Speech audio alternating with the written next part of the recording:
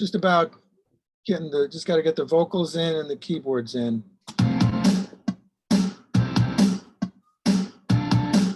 Where are the keyboards? Where's the keyboards?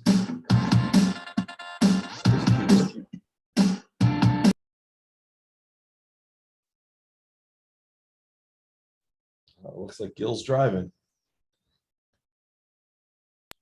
What's that?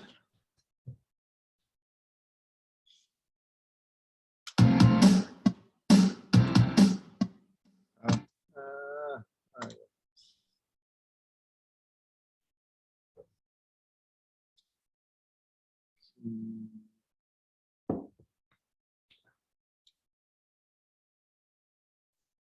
Oh, there it is. Okay. We'll just go with that one.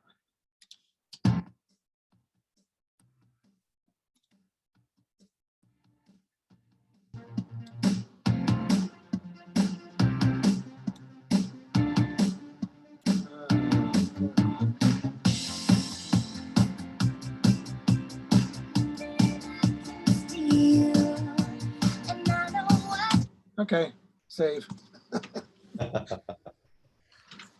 How you doing? Good, good. I'm at the hall, as you can tell. We got a show. Oh, tonight. you know, I didn't actually recognize it, but yes, now I do.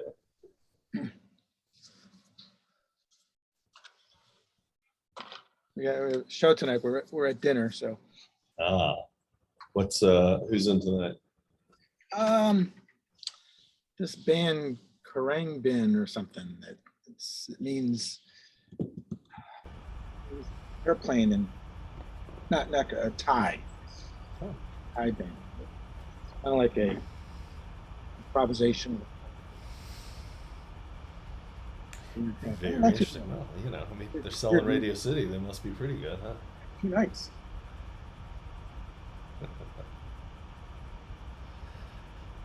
Okay, well, I think we should go ahead and get started here. Maybe some others will join us. Gil promises she'll drive safely. Nice. Any questions from last week or any of the sessions so far before we dig into this week's agenda or this evening's agenda? What venue is this that you were talking about? I'm at Radio City. Oh, okay. That's a nice place to be. Yeah. Yeah. Good to be back anyway. Yeah. Been a long... What are you doing for the show? The actual show, all we're doing is the set change. There's a pretty extensive, not that extensive opening act, and so it's just a set change, and we'll pack up the opening act, and we'll do a loadout tonight, 2-night run. So, but it's nice is I've got a Pro Tool set up here, and we're at dinner, so I can attend here, and then Tommy's letting me, you know, because we'll go to like 8 or 8:30, so Right. set changes until 8:45. So. Ah, perfect. Wally, did you have any questions? A couple of questions. How do you, and I think I might have answered this, but I'm just so scattered. How do you program a VCA, and then how do you edit who's in a VCA? Excellent questions. Let me get a screen like share going here. Oh, you know what? So, the VCA, yeah. So what I did was following the sheet. The VCA is just controlling the bus, right? The group bus. The group is not a bus; it's a control group, so it doesn't have any audio associated with it. So VCAs are extensions of groups. And if I found this new thing today here, let's see here. Move the annotation bar down here. I can spotlight my pointer here to make it a little easier to see. So if I go over to the groups menu over here, this is where I would create groups, and I have these VCAs are existing in my session, but I'll just make a new VCA. So let's say I want to grab these 3 vocals and put them into a VCA. I would select them, click on the first, shift click on the bottom. Oops, I'm not screen casting for you guys. 1 second. Keycaster. Okay, then Command Shift G would be to make sure my groups are enabled, and then Command G is the create group shortcut. I could also do that from the little pull down menu there in the groups header, and use the new group command there. Okay. And to make a VCA group, you want to create a mix group, not a mix and an edit group, because you don't want it to have any edit properties. And you want it to have no attributes selected. So you want it to not follow globals. And so essentially what follow globals does, if you create a new group, your groups will do the things that are selected in the globals. So my global setting here is it's just the volume and automation mode is the only thing that gets grouped by default. But I don't even want that to happen in my VCA group. All I want is VCA control. So I will make sure that follow globals is turned off, and then in my attributes tab I will make sure that all of these are turned off. I will name it something that makes sense to me. VCA. And I will create that group. So the group exists, but a VCA fader for that does not exist. So I need to create that, and that's the same process as creating a new track. Command Shift N. Create new VCA master. The width doesn't matter, that's going to go away. There's no audio here, so there is no width to it. I'll call this new vocal VCA. And then on this, on where the, like the input and the output would be on a normal track, this is a group selector for your VCAs. So this brings up a list of all of the groups in your session that have fader properties to it that could be controlled by VCA. And I see the bottom one there is the new group I just created, new VCA. So if I press mute on the VCA, I will see that those 3 tracks muted. If I pull my volume down, I will see that their volumes have changed. I'll put that back up. And so that's the process. I now have a functioning VCA for that. It's easier to look at in this view. As I pull this fader down, it's gonna move those faders. If I solo this, those 3 tracks are the ones that don't follow the mutes, right? And if I mute this, those 3 will mute. So that's the process of how a VCA is created. Make sense? Yeah, my question was, once you have a VCA, because I was following your sheet, and when I made a group, it said, what VCA do you want to assign to it? So I'd assign, so I made the VCA tracks, a new track, without having anything assigned to it. Then I assigned that VCA when I made a group, and it automatically did that. And I was wondering how you go back then and make an adjustment. But well, if you want to change any group, a VCA group or any group for that matter, just go to the group in your groups list here, in the lower left-hand portion of the expanded tab here. I'll make sure that's open, so I see my track list and my group list. And so I'm going to go to my existing vocal VCA here, and I'm just going to right-click on that and choose Modify, and that's going to bring up the Modify Group menu. And this first tab here, the Tracks tab, is on the right. These are all the tracks in my session that are not currently in the group, and that's on the left, and on the right are all the tracks that are currently in my group. So if I wanted to add an additional track to this, I would find it. Let's say I wanted vocal effects in there, I could add it to that. Or if I had something in here I didn't want to be in this, I could just click on it and click remove. And in addition, I could change my attributes at the same time. And again, this is just what I showed you. So I'm not following globals and I have no attributes checked. So this is only a VCA. Now you could create a mix edit group, assign a VCA to it, have it control a whole bunch of, have it control different inserts and all sorts of stuff. If you wanted to, for my usage, I find it makes much more sense to make more groups and have them do discrete things. So you'll see I name my groups edit, drums, bass, guitar, keys, brass, strings, vocals. Those are all edit groups, meaning that if I engage the edit keys group by clicking on it, when I go to the keys and I make a selection here, now that's selecting all those tracks because I've engaged that edit group. It doesn't have anything to do with the fader. If I wanted to move a fader here on just one of these, the rest of them would not change because I haven't engaged a mix group. I've only engaged an edit group. Right. In a similar but opposite fashion, if I engaged the fader group for the keys, let's say I had a mix on these keys that I liked and I just wanted to turn them all down a little bit, I could turn that group on and pull it down, and they've all pulled down relatively, but my edit is not linked now, so if I wanted to mute that bit out, I could. And then the same thing, my VCAs have been on the whole time, but they haven't impacted, those groups haven't impacted any other work that I want to do because none of those features are linked in those VCA groups.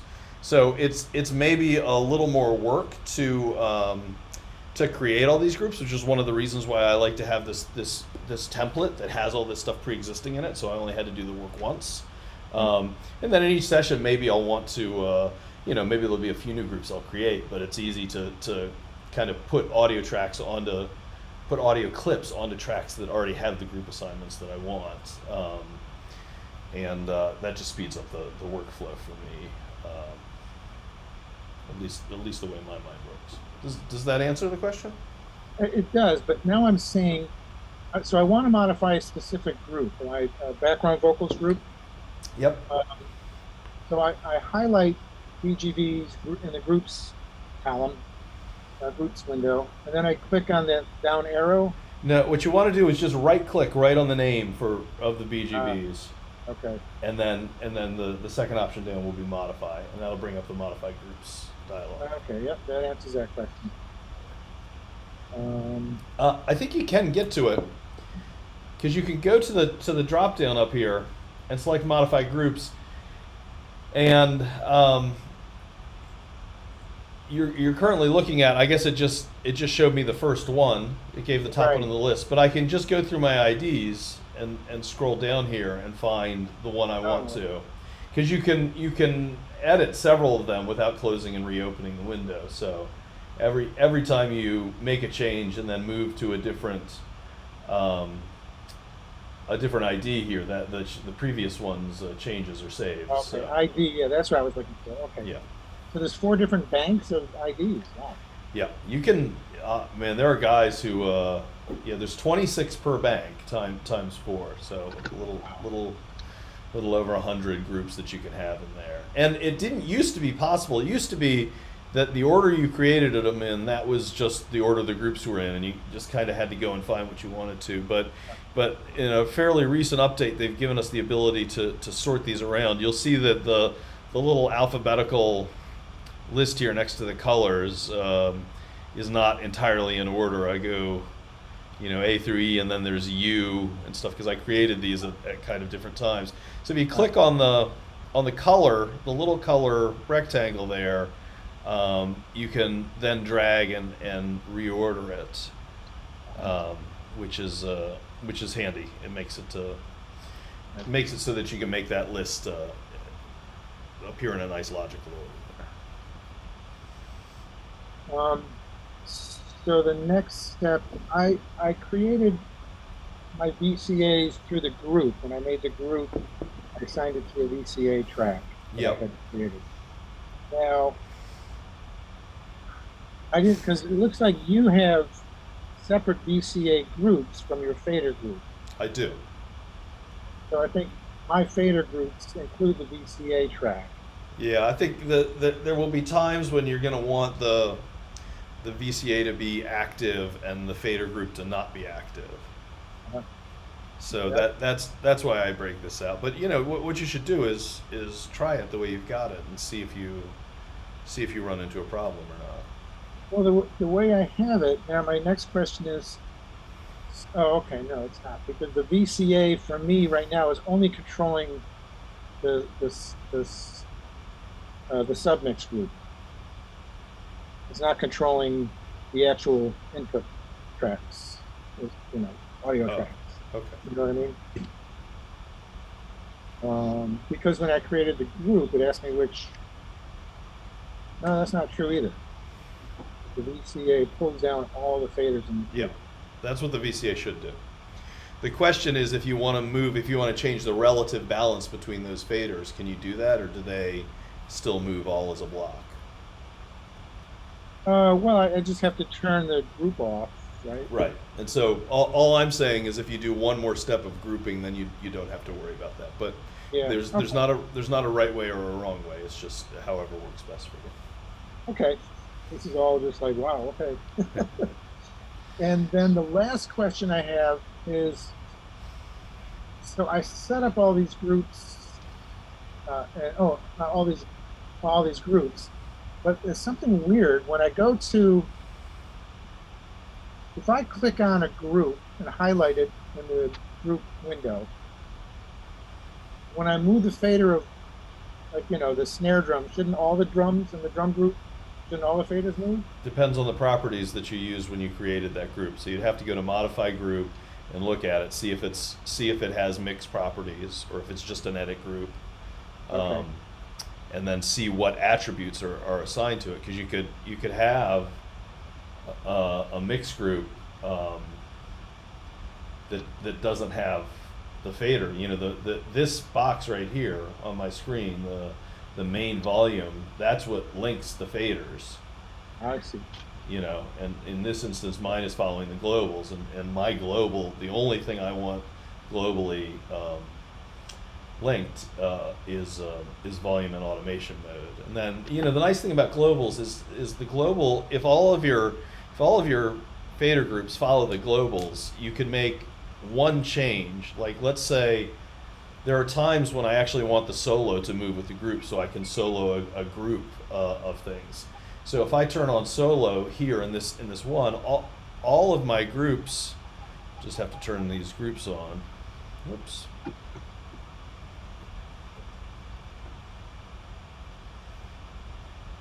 With all the groups on, then the solo follows across all of them, and I only had to make that change in one place. And then when I want to get rid of it, I only have to make that change in one place. So the globals is quite a powerful setting if you set your groups up in the correct way.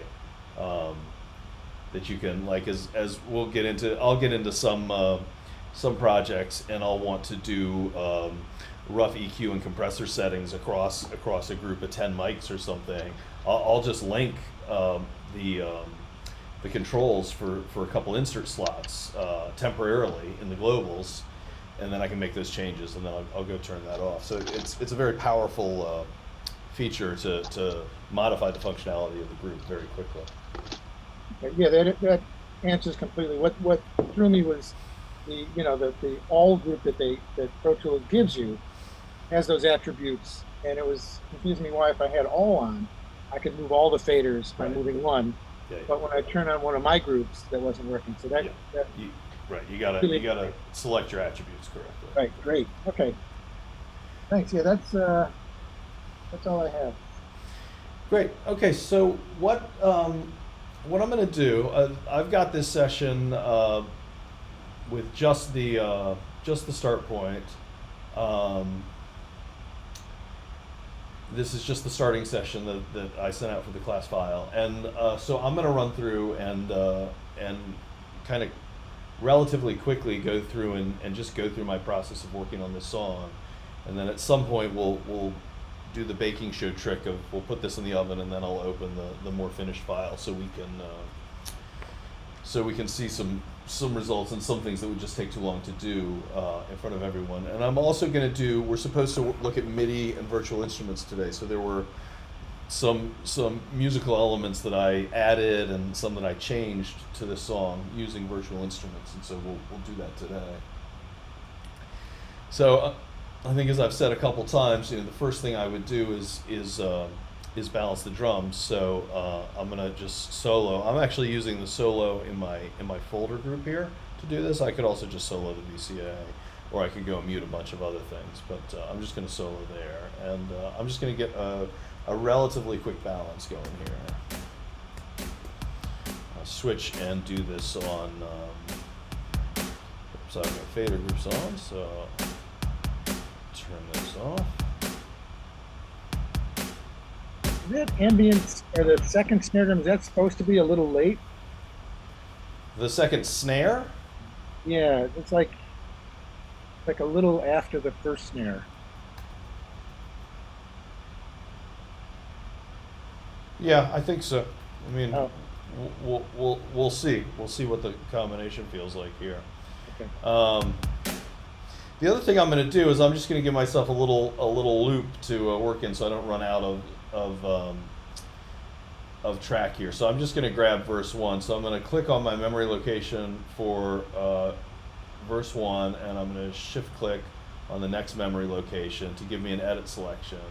And I'm in loop playback, so if I start playback now, that'll just loop until I stop.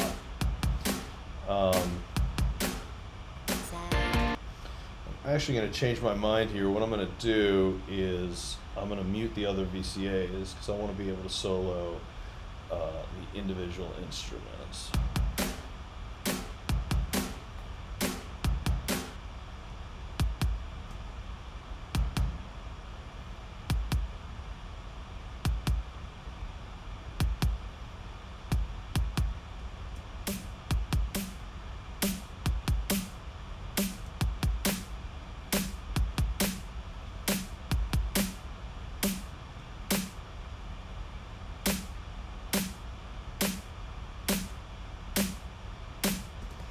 I mean, we could play around with aligning that, see if that makes anything better.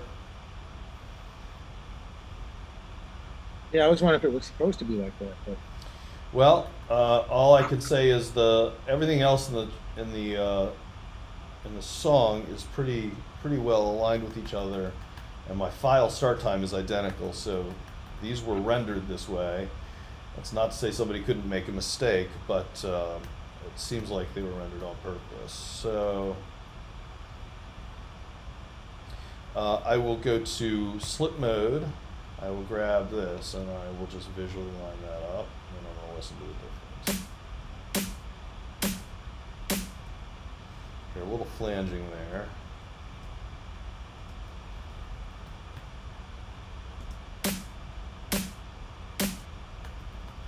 I think it's probably designed to work slightly offset, to be honest. It feels a little less phasey this way. But that's a taste thing. So to each their own. If you want to adjust it in yours, feel free to. Get my loop selection back here.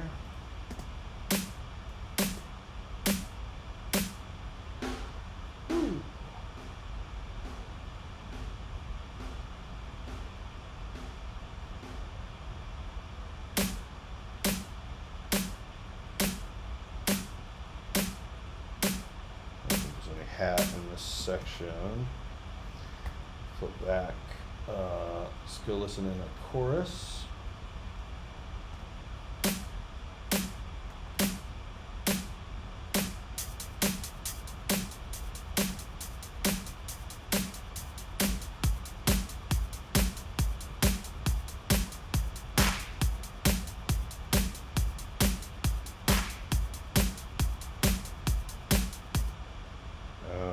And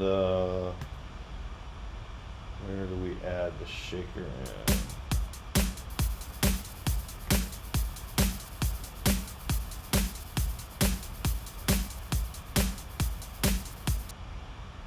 Play around with the placement of that shaker. I'm going to leave my snare center, I think. Something has to be pretty interesting going on for me to not want that energy centered. Ooh, that's a bit much. I'll go tambourine, opposite side of the shaker to balance that out. Let's add some cymbals in here.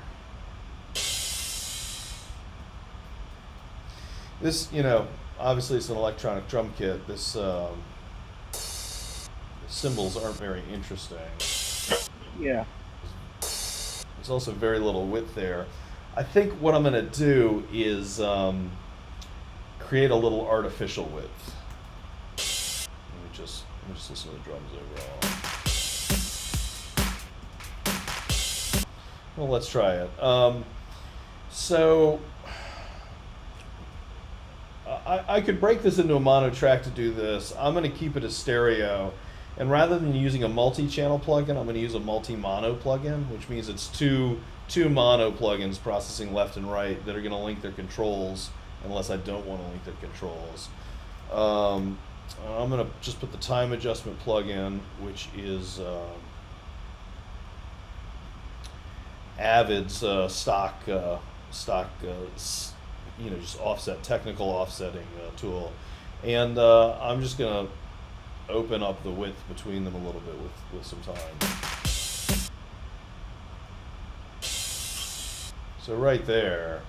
Wow. I can tell already. Much more interesting. Yeah. You gotta be careful about doing things like this when if you're concerned about mono compatibility, because when this sums back to mono, it's going to get a little bit of phase alignment issues. I'll just check that on my master here. One of the things I like about this is I can just put this in the mono mode, and I don't hear a lot of destructive effect from that, so that's not going to bother me. I like the width. And then I think what I'll do, just to help that a little more, is I'm gonna do a slightly different EQ on the left and the right, and the high. It's obviously only high frequency. So with this EQ, I can just split this so it doesn't. It gives me separate control left to right. So I'll push up about 3 on one channel. See, I see this is a stereo filter right now, and I'm going to break that into left and right, and then. So then I'm just doing a very slightly different EQ on left versus right, in addition to the time offset.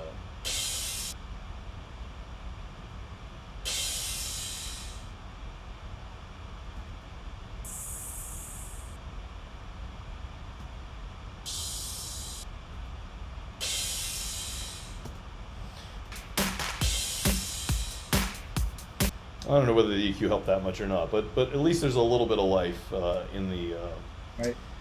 in that now, better than there was before. I just want to quickly listen to this final chorus where they're the busiest in the mix. So the clap is essentially a backbeat here, so I need to make sure that really fits well with the snare.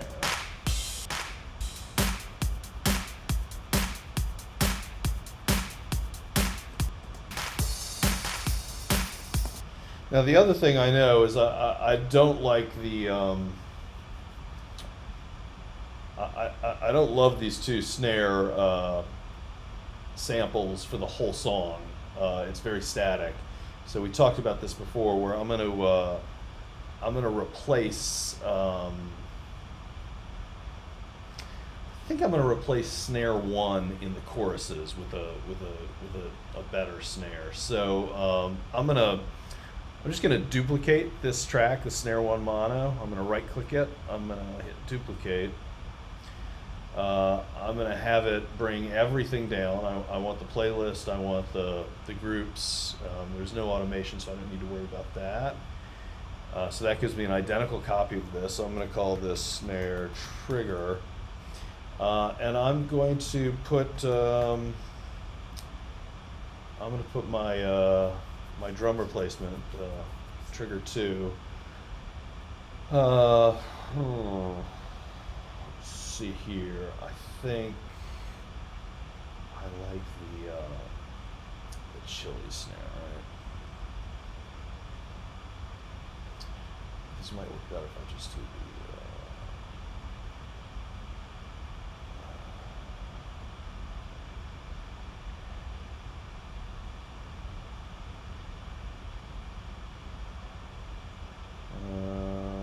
You are not loading for reasons that are unclear to me. Trigger snares, chili snare.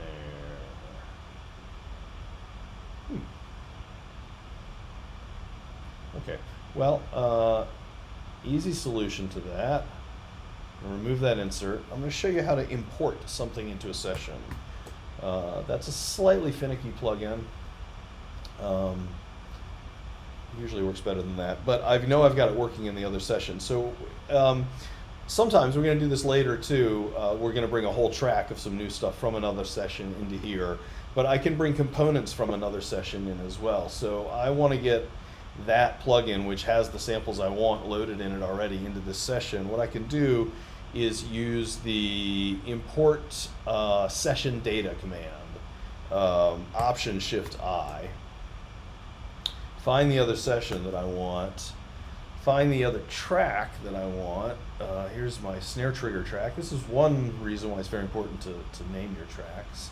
And then on destination here, rather than new track, I'm going to choose my snare trigger track that I've just created. This list are the tracks in my session that I have open now. And then I'm going to choose what to import because I don't want that whole track. I don't want most of this, so I'm going to hold down Option and click just to turn everything off. And then all I want is the plugin assignments, and sure, I'll take the settings as well. I don't think that'll hurt me. And what we will see happen, I hope, is yeah, there we go. So the session came with the samples loaded. It cleared out the EQ that I had, which is fine. So now if I solo this, yeah, this is a opening this sample. It's not well coded, this plugin. So opening the window sometimes interrupts playback. Sensitivity looks good. That's all good. So now I just have to choose what part of the song I want it to work on.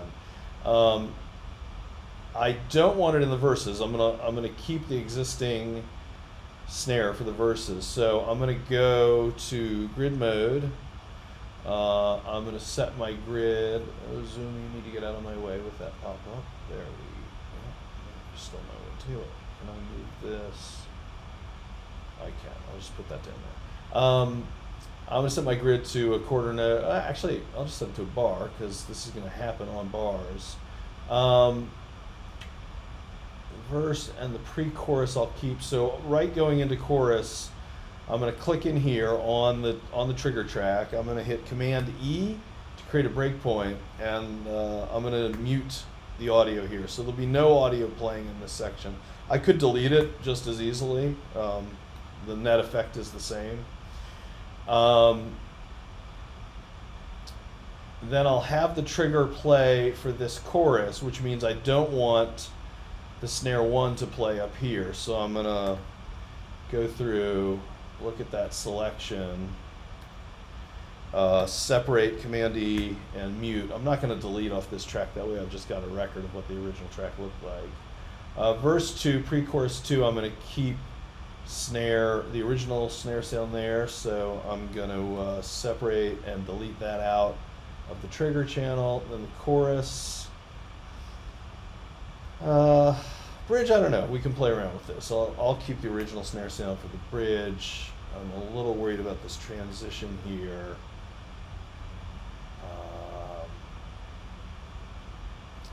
I'm going to go off grid mode just so I don't clip anything there, since that ends right on a beat. Back to grid mode. I'm going to get rid of this section. Mute.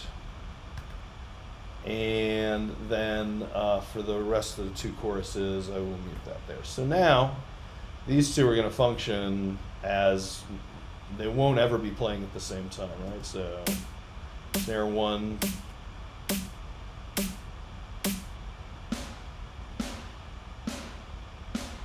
Great. Okay. I'm gonna turn on my send to my gated snare reverb that's pre-configured. Because it's gated, I need to send a sidechain key to it to open it, so I'll mute that. And let me listen to that. Doesn't seem to be working very well. Gated snare reverb. I see no signal coming into that, so I've done something wrong.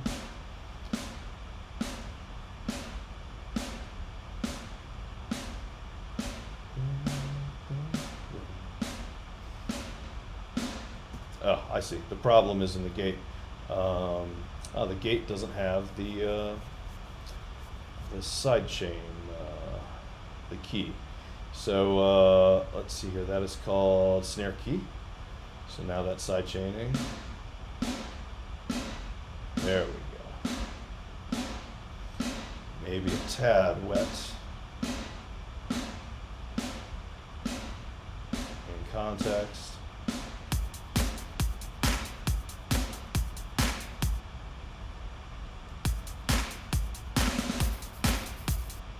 Whenever you get a rapid retrigger like that, it's good to check the triggering is working correctly. I can tell from that display that it is triggering correctly. Okay, so I've got my snare trigger. I'm gonna do a little EQing here.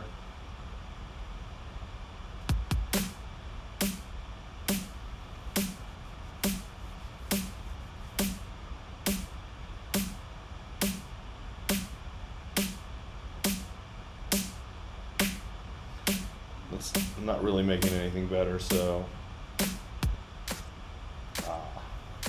this is what I'm missing.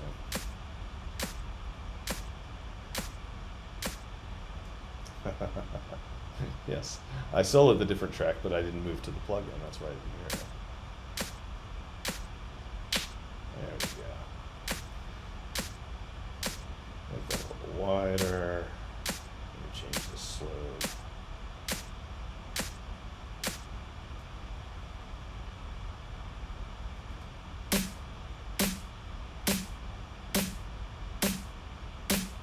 Okay, that's definitely better.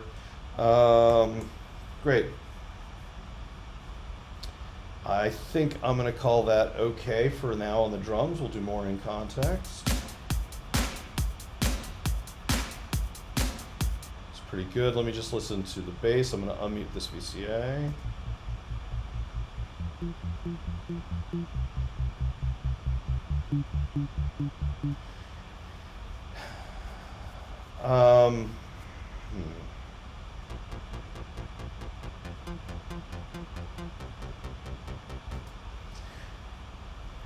So I just don't love this bass sound, even with the combination of the two.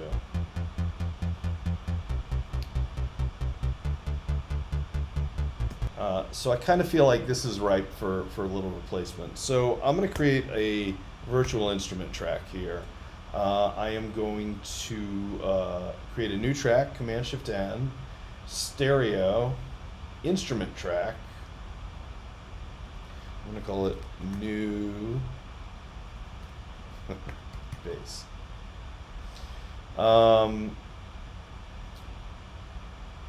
going to look through my instrument category here. I think an OBXA will probably do nicely. This is not a flawless model of an OBXA, but not a terrible one either. I'll record enable the track.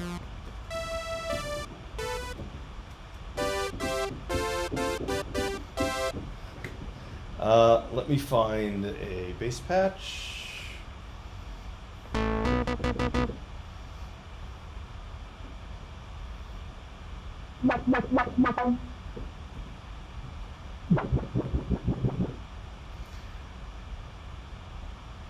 Spend a lot of time in building our own bass patch, but we don't want to do that today.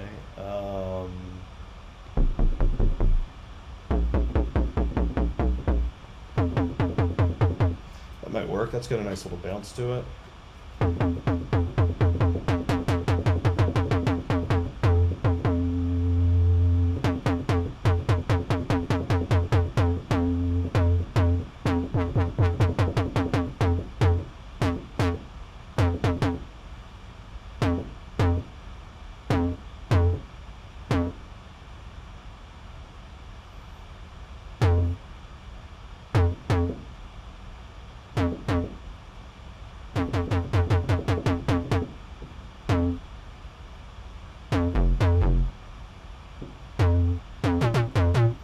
Okay, good enough for now. I think what I'll do is maybe the same thing I did with the snares. I'll just kind of go for a bass replacement in part of the song. So let's just put something in the chorus here. So this is where that roadmap becomes handy. F, C, D minor, B flat, right.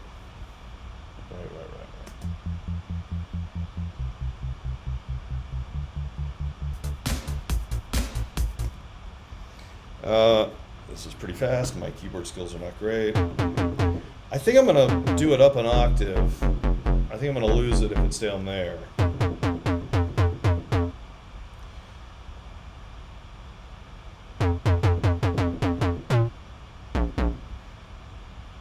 Doesn't really tell me.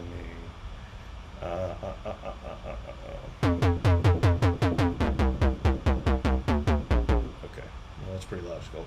Let's just see what happens. I'm in record enabled here. I'm going to put my transport into record mode with the 3 numeric key, and I'm going to go for it.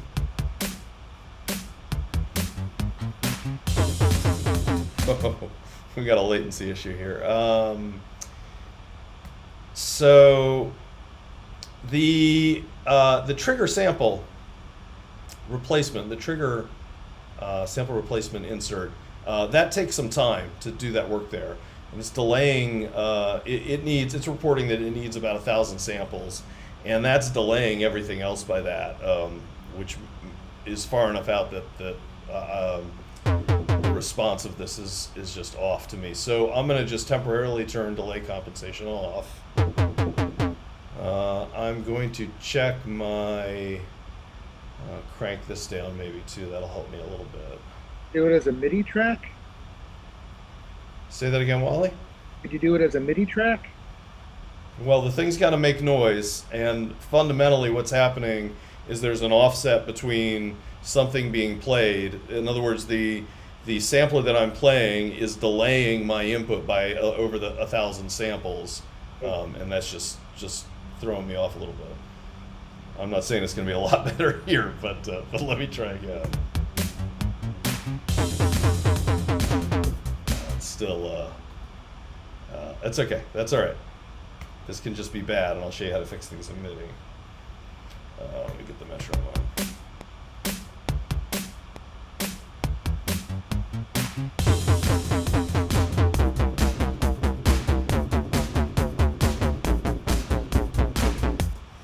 Okay, well, that was terrible, but maybe could have been worse. It got a little better there. So this is fine because it needs to be hard quantized anyway. So I'm going to just double click on this new part that I've recorded, this new MIDI clip here. That'll bring up the MIDI editor. I'm going to select all those little blobs that I just played there, and I'm going to quantize them. I'm going to go into event menu, event operations, quantize. I'm going to set these to an 1/8 note and hope that I didn't play them so far out of time that it pushes them the wrong way. Okay, looks like I'm in luck.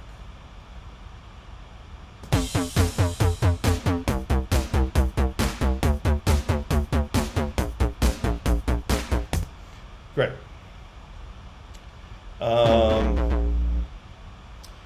Duplicate.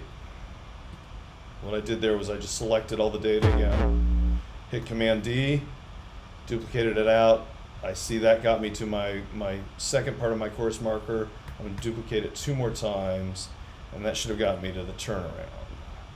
So now I'm going to break the bass 1 at the start of the chorus, and I'm going to break it at the end of the chorus, and I'm going to mute that, Command M. So when we play back here,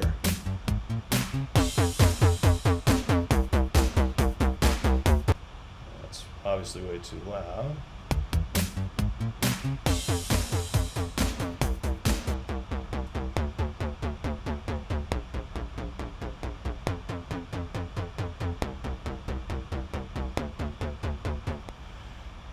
There's something about that sample I'm not in love with that a little bit of reverb might be able to fix. Let me send that to the percussion room. Is good for things like that. It's just a little.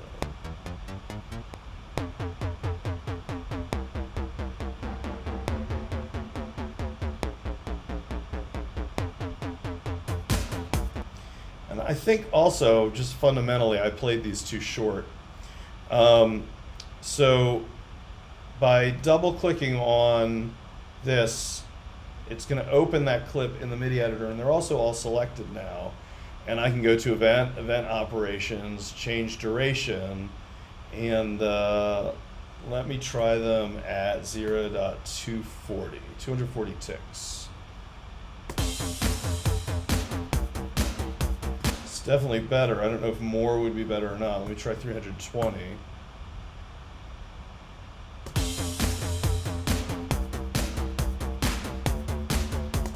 Hard to say. Somewhere between those two. I'll put it back to 240 for now. And obviously, if I was doing this for real, I'd spend a lot of time working on the sound of this preset. But,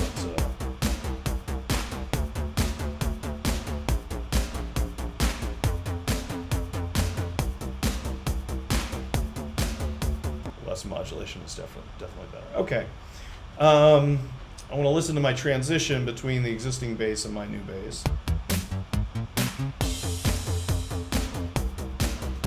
It doesn't bother me.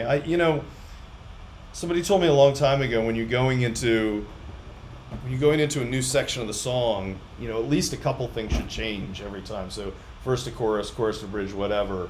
That from an orchestrational perspective, that the shifts in energy should be supported with shifts in instrumentation or tonalities. So for me, I don't really mind that changing there. And I think I want to do this in the second chorus. So I'm going to mute the second chorus bass one part. I'm going to click on the MIDI clip, Command C to copy, put an edit selection right on that chorus 2A start point, and paste. Let me just listen.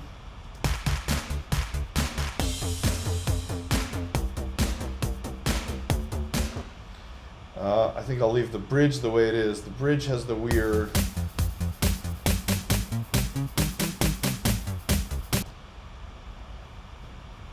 I think I don't want to mess with that. And then I'm going to put it in for the last two courses. So paste again and Command D to duplicate, and I'm going to get rid of that.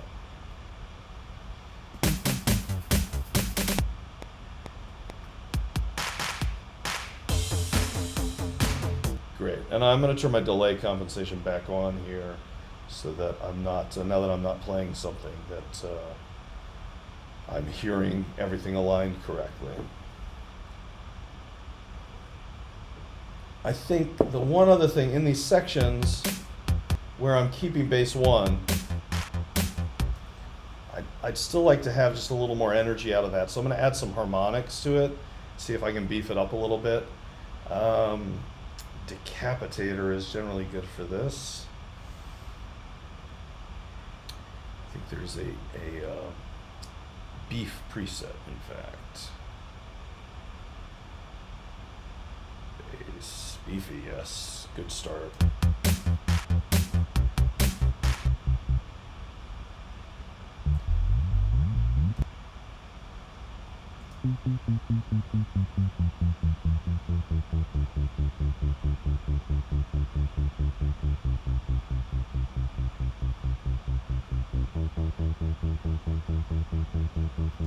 And hear the high end coming up in those harmonics. The nice thing that I appreciate about this preset is it has this auto gain feature here, so I'm cranking the heck out of the signal to get the distortion, but it's not making my output. I'm not having to go and crank turn the track way down to compensate for that. That might be a little bit much. The Punish adds 20 dB of input gain to the circuit, so Okay,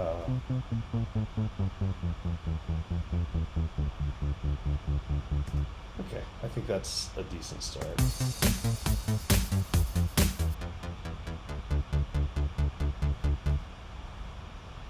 Oops. Edit select here, get off the bases.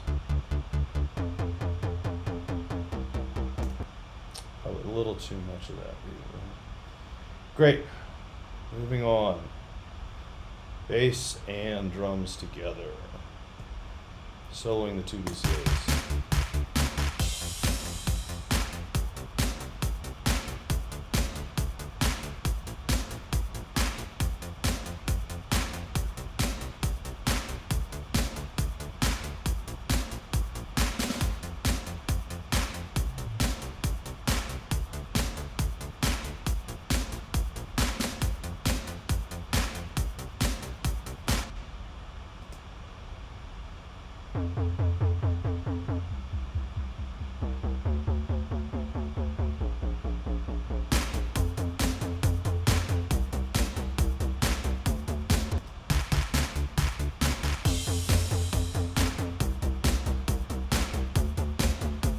Get a little more low end out of that patch. Okay. Guitars.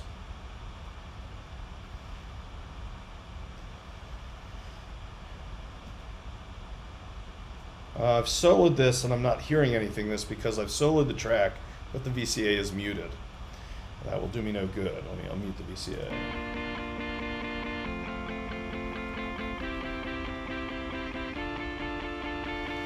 None of these guitars are great. I know there's one I want to replace. So this one is the cleanest of all of them. I'm going to try to make this workable.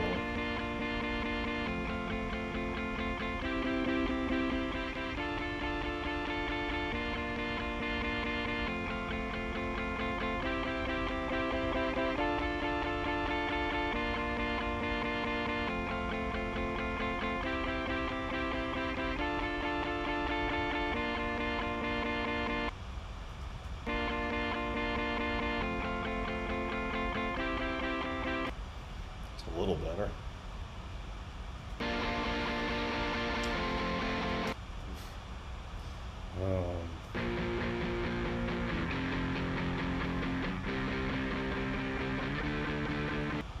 I think this is the one I'm going to replace. So I'm not going to worry about him for the moment.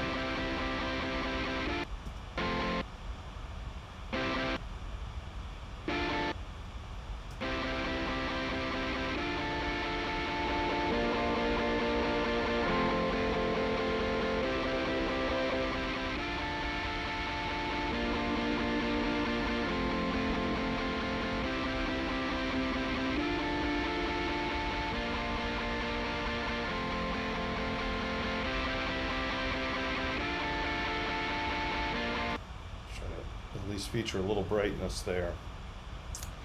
The MIDI guitars are notoriously difficult to program, so I'm not going to go through the process of doing that here. I'm going to import one, and I'm going to use the same import session data, Option Shift I.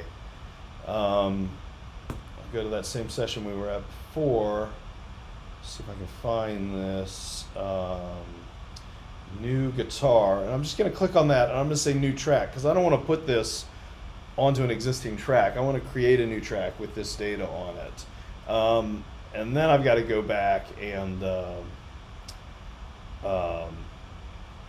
select all of the data here. I don't just want the plugins, so essentially You're just finding the sound of a guitar that you have from another session that you this is actually from this is a guitar you'll see that comes in here that I programmed for this, because if you want to have, a MIDI guitar is a pretty difficult thing to make sound good.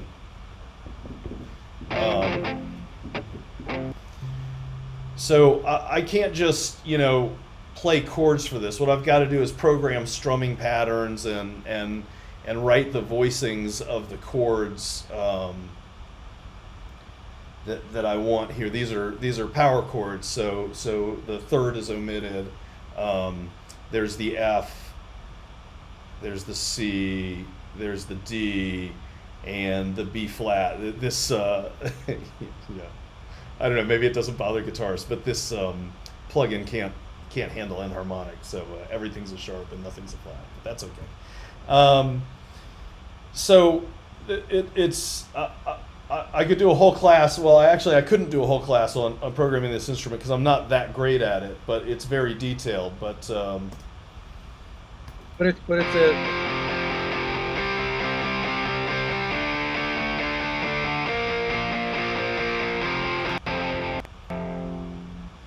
a sound that you created once before, right? yeah, it's when I actually did this. You know, this I've it may come as a surprise to you, but I've mixed this song before. And this was a replacement I did a while ago when I was working on the song. So this is company called Ample Sound makes this. They make about 30. You have to buy one for each one. This is a Les Paul model, so a heavy sustain. It's great for it's great for power chords and palm mutes and stuff like that. They make a great model of an ES335 for semi hollow body. They make some nice Taylor acoustic models. You could do an immensely lengthy deep dive on all that stuff. But suffice to say that I have created a new guitar to replace Guitar 3 in the choruses, much as I did for the bass there. So I'm going to mute out the Guitar 3. But when you pulled, where did you actually pull it from? Was it from this session or from another? From another session. So when I go to import session data, that means I'm going to just another Pro Tools session somewhere. And I could, sometimes I'll go, oh, I had that perfect reverb on this other song, and I'll just go in and I'll import the reverb return. Oh, wow. Importing session data is really, really very powerful because you can very quickly, like I was having trouble with that trigger plugin, and I could have spent 20 minutes trying to figure out why it wouldn't load that sample, but I could just pull in an instance of the plugin that had the sample loaded already, and you don't have to open up that session. yeah, exactly right. Live to fight for another day. And this is one of the reasons why keeping your sessions well organized, naming your tracks well, and doing things like that is really helpful. Because when you go to import something, the import function's only as good as this list, right? What do these tracks mean? And if there's a bunch of things here that is like audio 7 and audio 19 or whatever, you just don't know what you're grabbing, right? Whereas this is all, you see this session's very, very thoroughly labeled, so that in theory all of these names mean something to me, and I can find what I'm looking for. Are those tracks or track names? Those are all tracks. So you can grab, in this instance I grabbed this track, this whole track, including the plugins and the MIDI data that was on here and the routing. And the routing was compatible with this session because both of the sessions I got this from and this session were built from the same template. So using templates has another advantage in that you have a uniform structure between sessions, and it makes it easier to move data between sessions if you need to. Looks like I got to be a little careful here in the bridge. Oh, you know what? I'm doing the wrong thing here, and I'm turning off the wrong track. I don't want to replace Guitar 2. I want to replace Guitar 3. So most of Guitar 3 is actually going to get muted. So I'm actually going to highlight the whole Guitar 3 clip and Command M to mute it, and then I'm just going to come to the bridge and unmute the selection that I want, because I want to keep that guitar in the bridge. And oops, you might need just a little fade into this to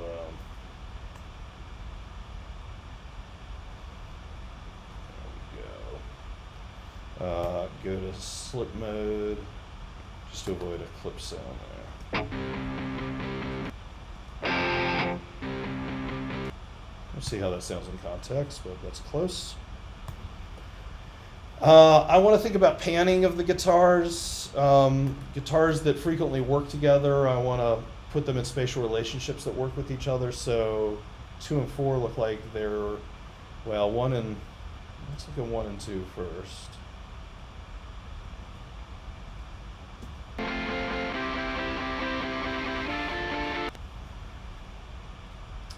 I have cranked my buffer size a little too low.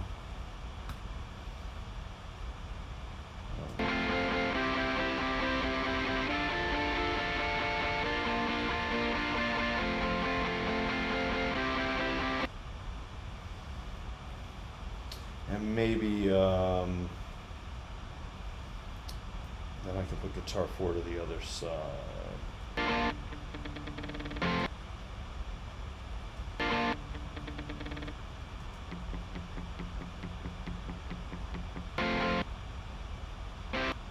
I'll have to see that in context. This may actually want some automated panning, because that intro I probably don't want hard panned, but when it's playing with some of the other stuff.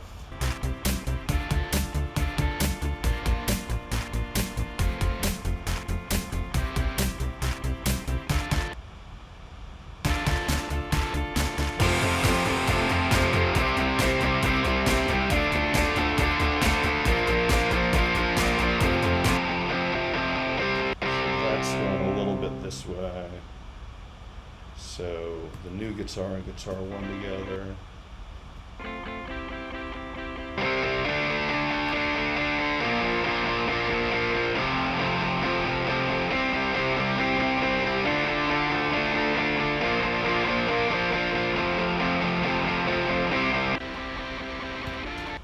I keep missing the shift key. I'm trying to add these solos together.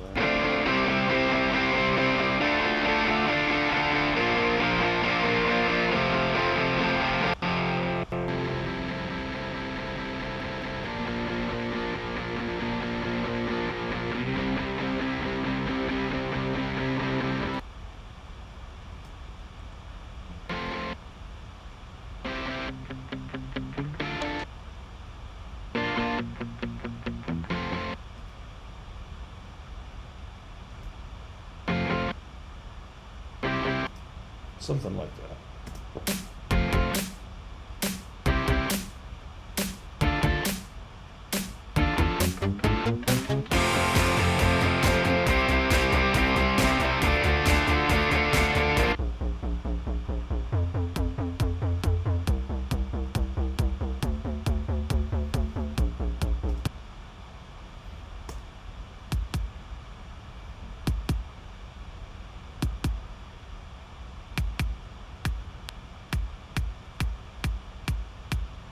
Put a little snap on that chord.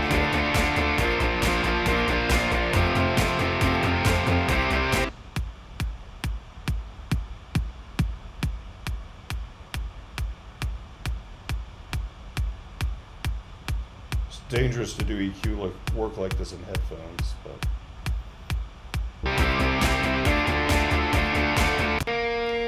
I don't know how much this filter is helping me. On a real kick drum, there's frequently some, you know, as it gets out of the beef of the instrument, there's some stuff there that clouds up the signal, but it's not too terrible in the sample.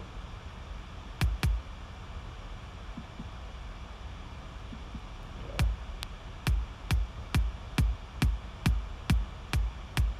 Oh, it helps a little.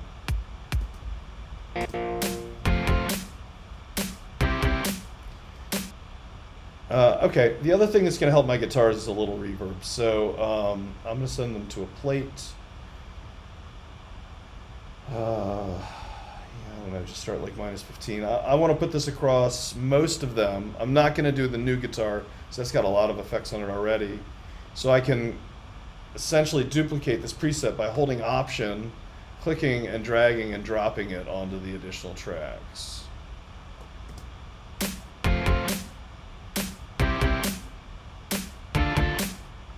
It's nice. Just makes them feel a little less artificial with the little ring out.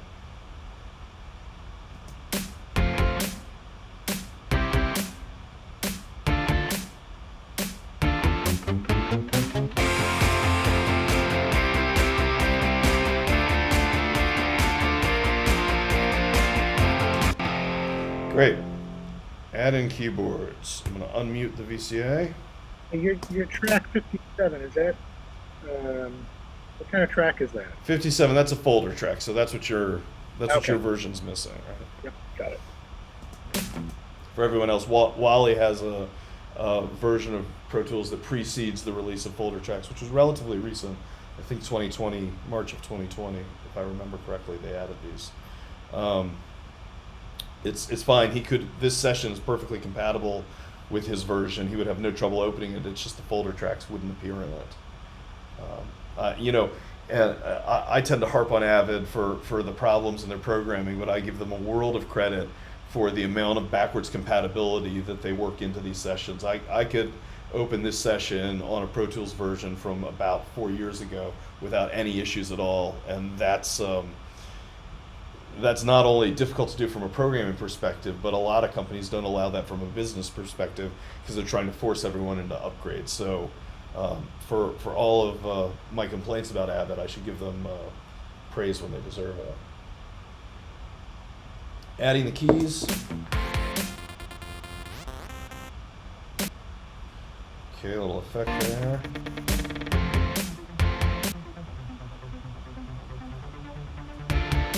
It's not really a keyboard heavy song, this is kind of effecty stuff in here, so.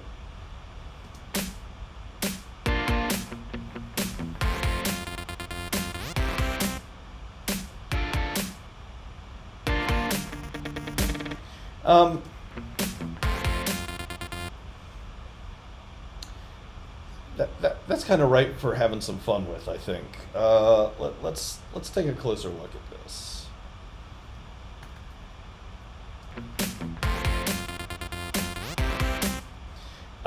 Maybe some creative panning. I don't know. I could be wrong. Let's try. What I'm doing is I'm opening the automation lanes beneath the track. So at the bottom of the track, there's a little icon here. I don't really even know how to describe that. It's like a slightly lighter colored rectangle with what's supposed to be an automation line in it. If I click on that, I can add or subtract as many automation lanes as I would like. So I'm going to choose all pan types because this is a stereo track. I'm going to put myself in grid mode. I'm going to put my grid to an 1/8 note maybe. Turn my grid on so I can see it. And I'm going to use the triangle tool and do something a little wacky here. So because I set my grid to 1/8, it's drawing these to those grid intervals.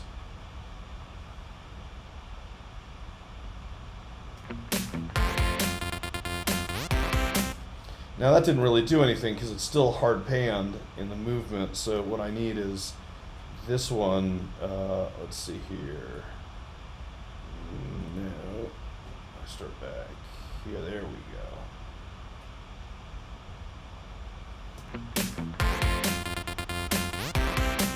So now that's got some extreme movement. And maybe a little too extreme. So let me just back it off slightly. It's a little better. So what I did there to back that off was my smart cursor. When you hover over automation, you get the downward facing bracket here, and this is a method of trimming the automation slightly. The other option is, let's see here, really what I want to do is back the lower notes off. So if I go to these, I'll probably have to just do manually.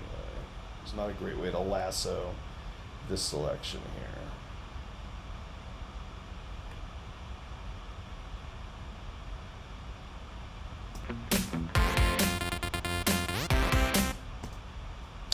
Might be a little extreme. I don't, it's kind of early to be making bold choices like this in the process.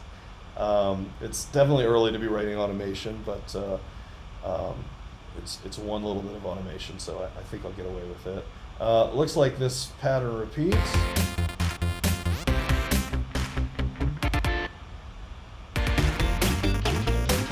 So I think what I'll do is grab this automation that I've done here,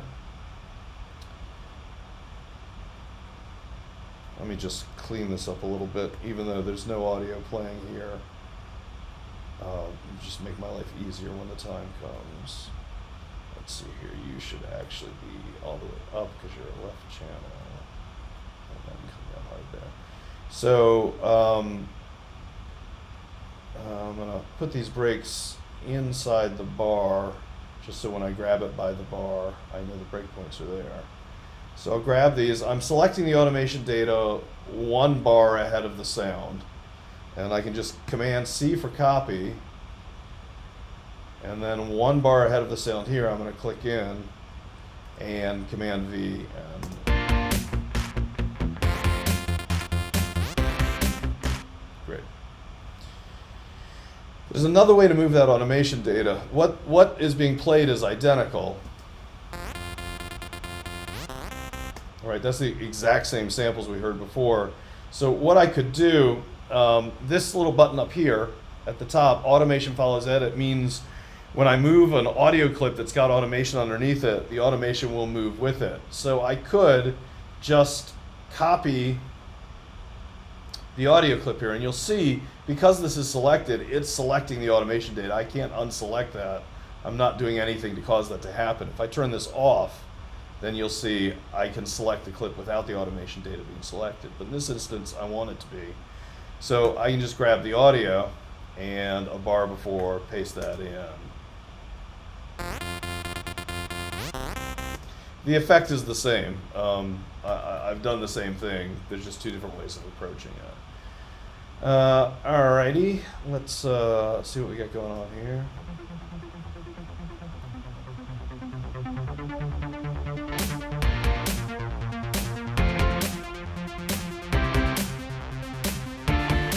That's going to be a little challenging because there's a resonance filter on it that's moving. So when it starts, there's not a lot of high frequency harmonics. It's very mellow, but when it gets up here, there's a lot of buzz, a lot of that either square wave or sawtooth wave oscillator buzzing up there because the resonance has been opened up in it. So I may need volume automation to kind of work in an opposite fashion to the movement of that filter to try to let that set level. So I'm not going to mess too much with this now until we get into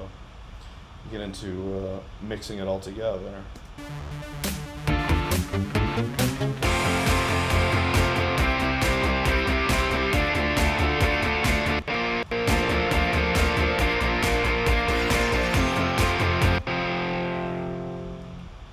Little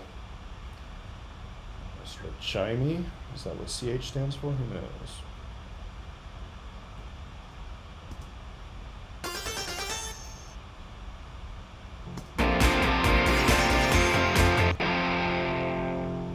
Very wet signal. Very wet sample I got.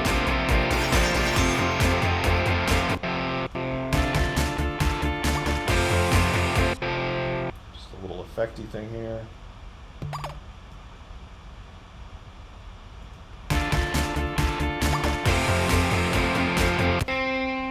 We'll have to see in context. That doesn't strike me as being a positive addition there.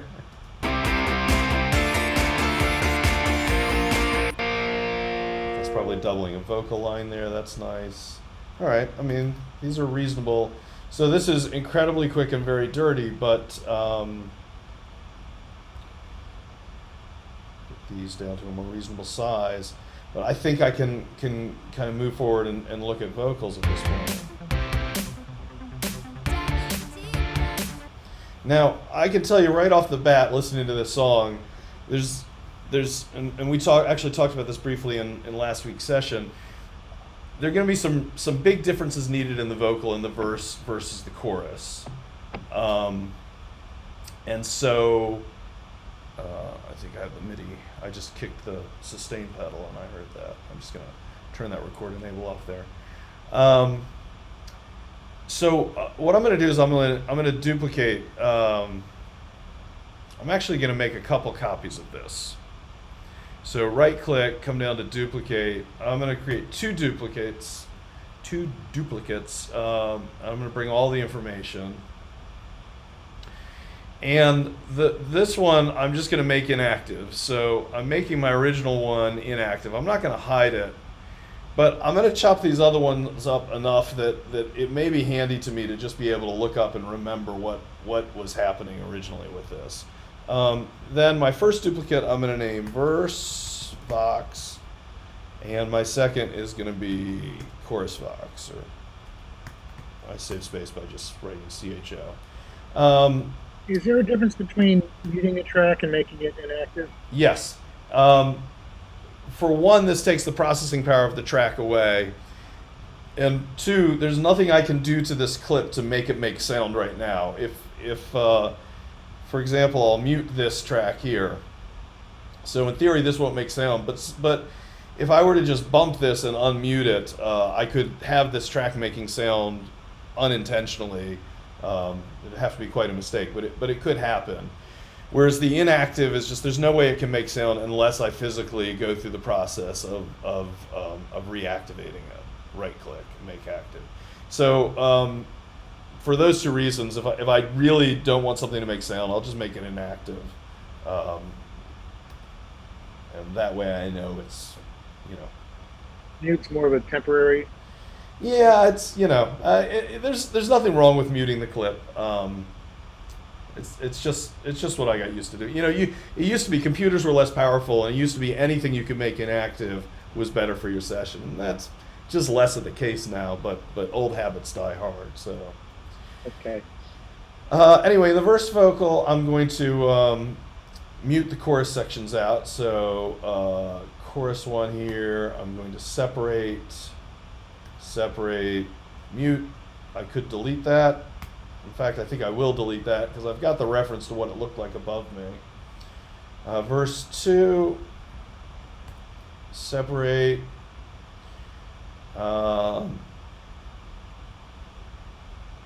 It's an interesting question. I think I'm going to use the chorus vocal for the bridge, or I might make another duplicate. We'll just have to see. But I'm going to get rid of that.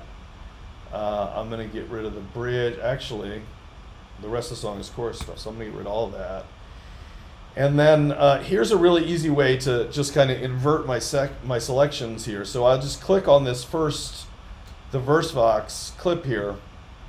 And if I use the, the semicolon key, that's going to move my edit selection down. And P is the opposite of that. It'll move it up. So you can see semicolon down, P up. So I can semicolon down, Command E, Command M, and I've just muted that whole section on the lower track. Same thing. Semicolon down, Command E, Command M. And now I've got, the equivalent of one track's worth of singing here with separate control over the verses and the choruses. So I'm gonna, I've got the vocals unmuted. I've got the lead vocals. I've still got the backgrounds muted.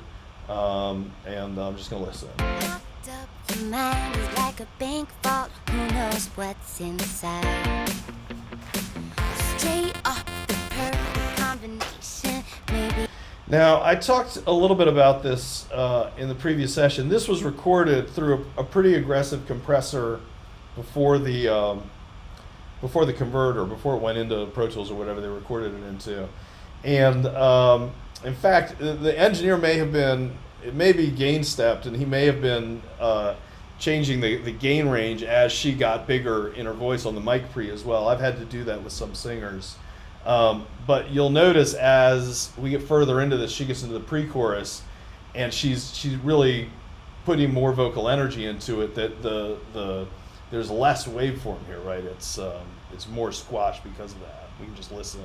Locked up, your mind is like. She's very breathy there, and then here. That's what I'm after. You can like the attack time slow, right? Diving deep, that's what I'm after. You just hear that clamping down on that. So there's really nothing we can do. We'll mix around that. But this is the, in this situation, I probably would have recorded with the compressor before the converter as well. But a more gentle setting would have been more favorable. Again, this was a demo, not a final product here. So had this made the list of songs that were going on the album, all of this would have been retracked. So we can't judge them too harshly. Locked up, your mind is like a bank vault. Who knows what's Lots of even order harmonics in that compressor. your in here. mind is like a bank vault. Who knows what's inside? Your mind is like a bank vault. Who knows what's inside? I am going to add a compressor here. I don't want my one that I selected there. I'm going to put an arouser, which is the model of the distressor. I will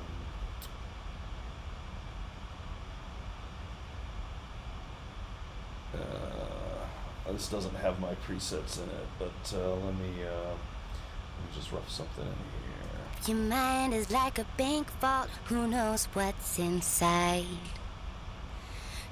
Your mind is like a bank vault. Who knows what's inside? Straight up, the perfect combination. Maybe you plus I. Like a pearl inside an oyster. Diving deep, that's what I'm after. Hold my breath, now I just got. Your mind is like a bank vault. Who knows what's inside? Your mind is like a bank vault. Who knows what's inside? I'm gonna have to find something to give it a little life here. I love this illusion. Reverb Your plugin. mind is like a bank vault. Let's take a look at that. Where is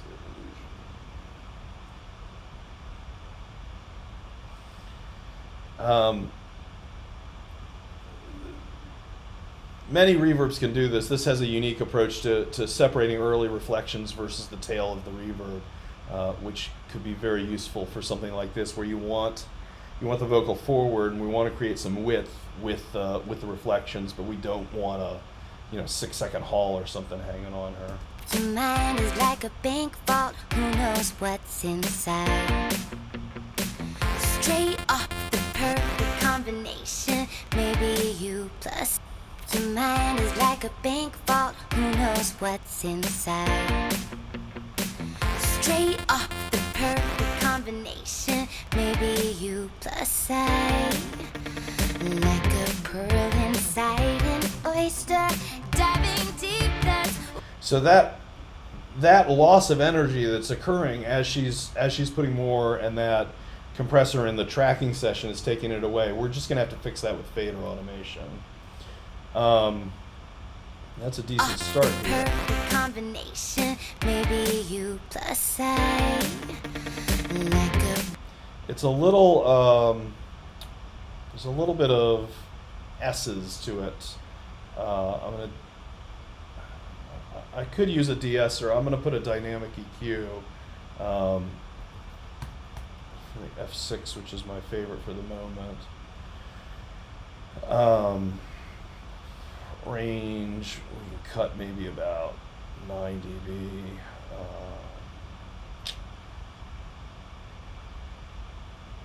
Internal, the split. The perfect combination. Maybe you plus I. This will be a little higher. So this is nice. Its detection is using the frequency range of the filter. So a big noise in the lower frequency won't cause this to clamp down. It's a little more intelligent. The perfect combination. Maybe you. It's a little too much. I'm kind of giving her a little bit of a lisp there. The perfect combination. Maybe you plus I. So that's a little better. Okay. Let's head to the chorus and see what happens. No secrets from me. There's nothing I can steal. And I know what you. Well, that needs a lot of energy. Corrective EQ. Ooh, ooh, ooh. Got no secrets from me. There's nothing I can steal. Ooh, ooh, ooh. Got no secrets from me. There's nothing I can steal. You hear that click in there? That's what's happening. It's a stepped gain mic pre. I've done this myself many times. Got no secrets from me. There's nothing. Right before. From me. There's nothing. Right after me. From me. There's nothing. Right there. He's changing the gain range of it, and it just made a little bit of a noise. You want to try to do that in between phrases. So he's doing that. He did that on the fly. Yeah, I mean, who knows how many takes there were. I do that a lot with, I mean, the gain range of a really high quality, a good sounding recording mic pre is not infinite. There are a lot of compromises in the mic pre's we use in live environments to give us, 40 or 50 dB of a working window before we get into distortion. It's much tighter in the really nice sounding recording ones, and so you've got to get it in that range. And so I've done tracking sessions where I'll just take a lead sheet of the music and just kind of write this click here, this click there, and stuff, and try to do it. If you fuck it up, you try not to tell anyone. And say, maybe let's try another take. Let's just do another take. From me, there's nothing I can steal. This is From me, there's nothing. one thing that'll happen with this MIDI guitar when I'm jumping back and forth. If it's right on a chord change, sometimes it'll start in the wrong chord. So don't panic if you hear that. That's just the edit process. Got no secrets from me. There's nothing.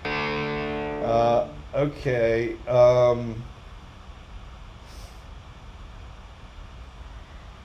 So I'm gonna again use an arouser here. I'm gonna be a little more aggressive on the chorus.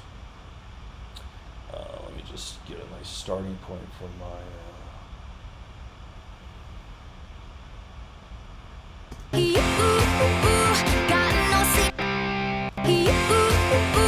Got no secrets from me. There's nothing I can steal, and I know what you're doing tonight. Guess you thought you knew me, but you don't know the deal.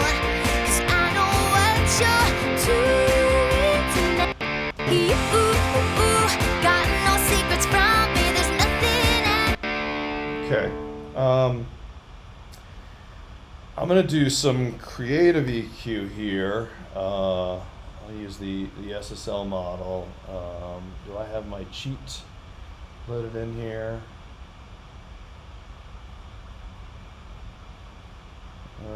That's not really what I want, but I want a lot of air. A little boost there.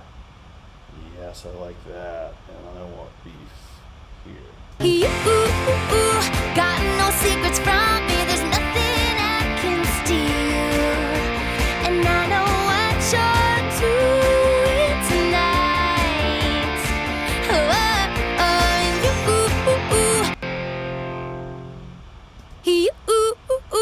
Got no secrets from me. There's nothing I can steal, and I know what you're doing tonight.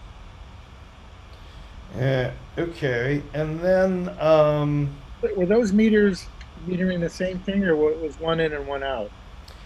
VU and DBU. So they're two different dynamics. Got no secrets.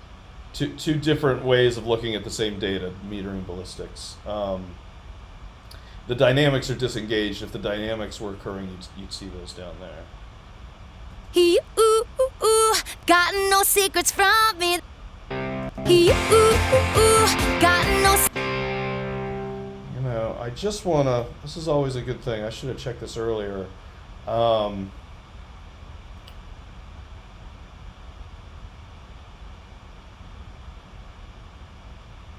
Just checking my my levels kind of in my master. All right, good. I'm not pressing anything here. I don't have a compressor engaged. Great. Okay.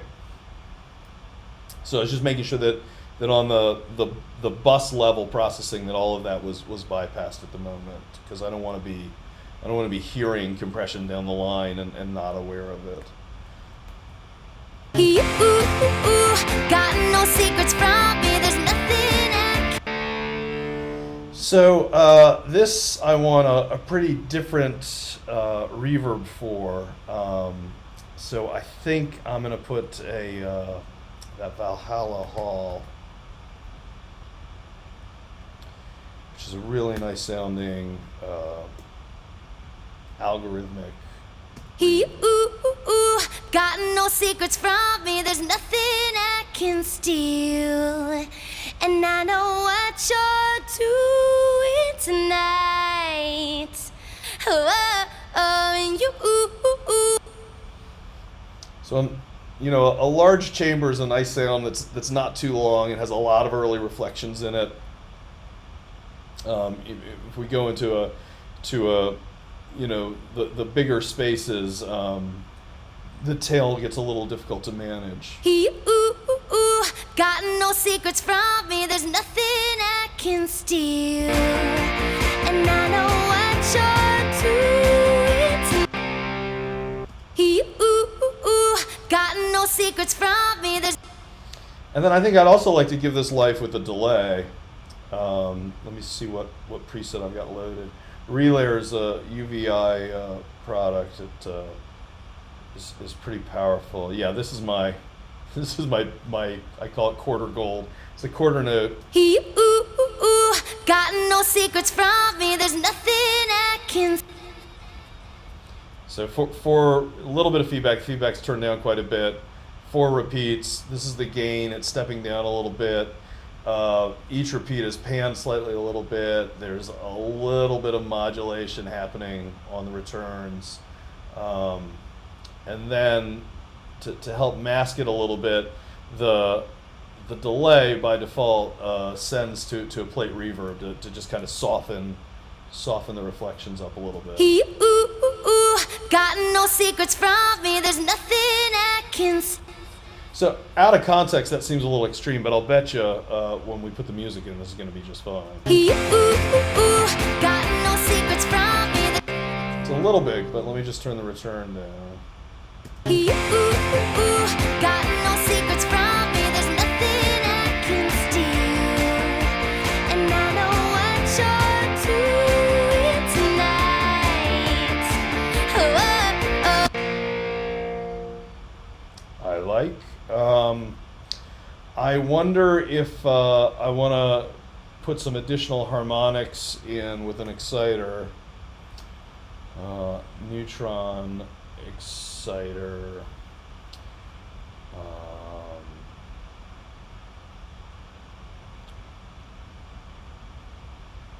Again, this is probably a little extreme. Ooh, got no secrets from me. There's. Yeah, that's way too much. So this has I'm just going to solo this band of it. Got no secrets from me. There's nothing I can steal. And I know. So there are 4 models of harmonic distortion it can add in. How extreme the distortion is, and then how much that's mixed in a parallel process are options for you. I like the tube. It's a darker, more even harmonic, less odds, but obviously nowhere near this heavy. Got no secrets from me. There's nothing I can Bypass. steal. And I know what you're doing tonight. And you guess you thought you knew me, but you don't know the deal. Tape is nice. There's a lot of subtlety to it. Got no secrets from me. There's nothing I. And sometimes it feels really counterintuitive to be putting that much distortion on something, but what you're doing is you're creating harmonics higher up in the range that are going to give it power to cut through. As long as we don't compete with the guitar harmonics, which are going to have some stuff up there, it's going to give it more power for the vocal to cut through. Got no secrets from me. There's nothing I can steal. And I know what you're. I'm kind of jamming my level in here, which, the 32-bit float processing is going to help me a little bit, but I don't want to push my level. Got no secrets from me. There's nothing I can steal. And I know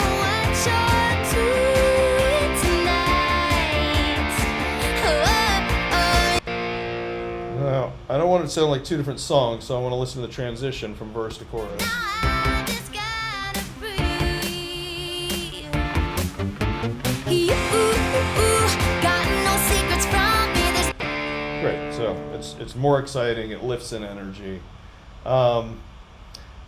Yeah, I feel like I'm a little out of whack. I've probably mixed my band a little loud, and I'm really jamming these vocals to try to get them over the top. So this is where VCAs are awesome. I'm just gonna back drums down 3, bass down 3, guitars, keys. So everything relative to the vocal just came on 3 dB. I just gotta breathe. You got no secrets from me. All right, that's a start. Background vocals.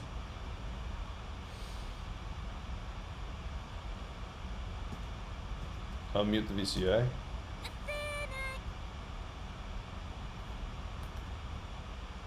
Ah. Oh, okay. I thought they had one before that. It's fine. Secrets from me, there's nothing I can steal.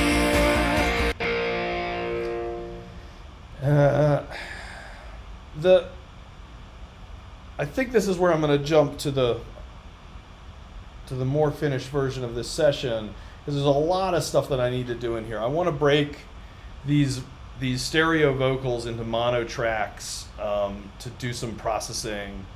I want to duplicate them out and spread some of this stuff out a little bit. So rather than having you sit while I do a bunch of technical stuff, I'm just going to save this, and I'm going to open the more finished version of this.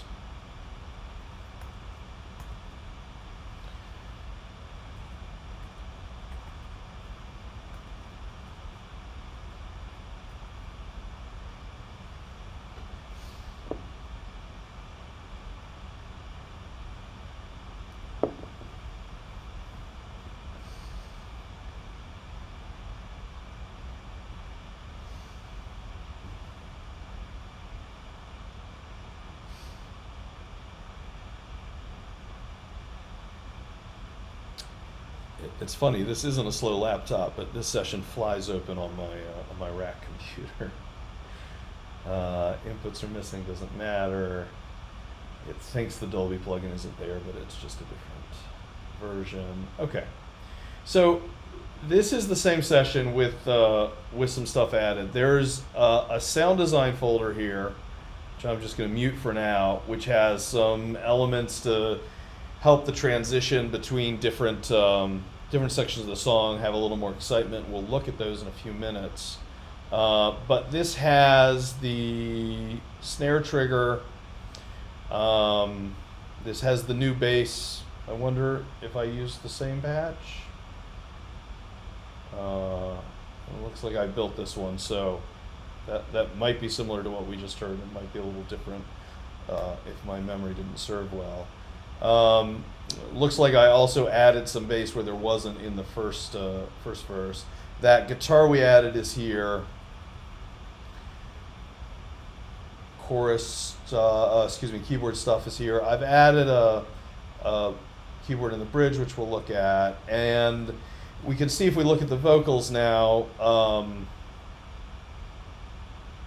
There's some additional stuff added here. Verse vocal effects is an addition we'll have to look at. Chorus vocal, and then the background vocals are split into mono.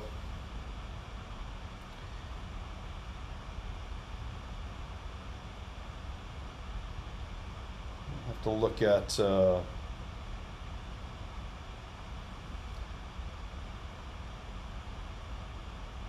there's just some pan stuff here. Maybe they didn't really need to go to mono. Maybe I had an idea and it didn't work out. So anyway, now it's going to sound louder and better just because I've got a little bit of gain coming up on the mastering limiter, and there's a little squeeze. I don't know why that reverts so tiny. There's a little bit of squeeze on the bus, just where everything's coming together. but it's all the same elements. Again. Up on the top. Like a bank vault, who knows what's inside? I'll tell you, I have that ambient. I didn't have that ambience nearly as loud in the other session. That's kind of nice. Locked up your mind is like a bank vault, who knows what's inside? Straight off the perfect combination, maybe you plus. So you see a lot of fader automation going on in here, and there's clip gain difference, 3 dB up on the clip. So any section of a clip, you can change its gain. Let me just make this bigger so it's easier to see. This clip gain is in the lower left-hand corner of the clip here. If you don't see that, you can go to View, Clip, and make sure clip gain info is selected. So if I know this needs to be louder, I can just turn it up there. Now that's different than pushing the fader up, because that's going to affect all the dynamics in the processing chain in a different way, because I'm pushing more signal into them. It looks like what I had done is actually turned down the front half and the middle half, and then left the part where she got quieter, left that alone, effectively making it 3 dB louder. And then you can also see the fader push as she gets a little quieter in our recording. Diving deep, that's what I'm after. Hold my breath, now I just gotta breathe. You got no secrets from me, there's nothing I can steal. That's what I was looking for. So this didn't exist in the recording. This is from later in the song. Got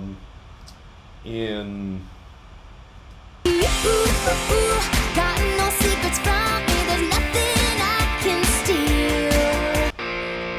They added it in the second chorus, kind of a, build it bigger, this second chorus. I went and copied and brought it back here because I think the chorus needs the lift at this point. And then I've done some tuning, it sounds like. Nothing I can steal. Oh yeah. So let's just bypass Melodyne. Nothing I can steal.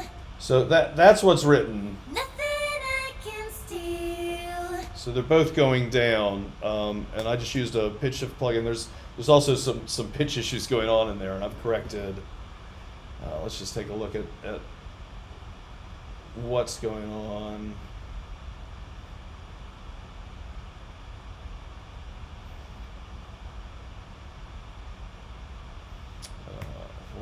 Nothing I can steal.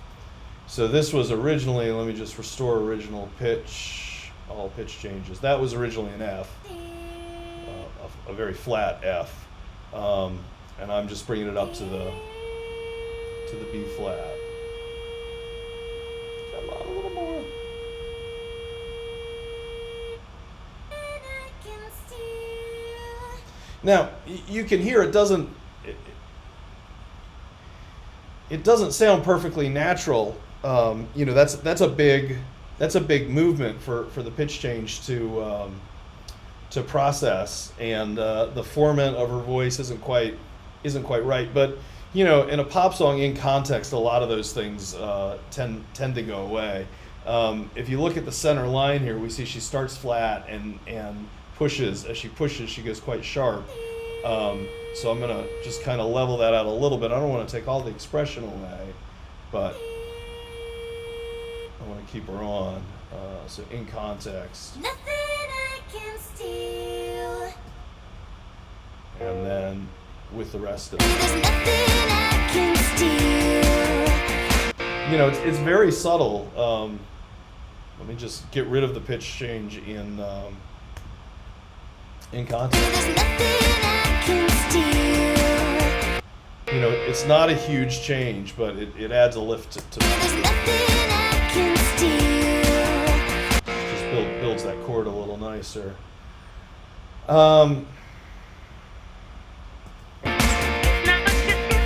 Light. This is the vocal effect track. And I tried that same idea that I did on that other synth. There's a lot of automation of some filters in, is it this? But the plugin is bypassed, so that was an old idea that didn't remain.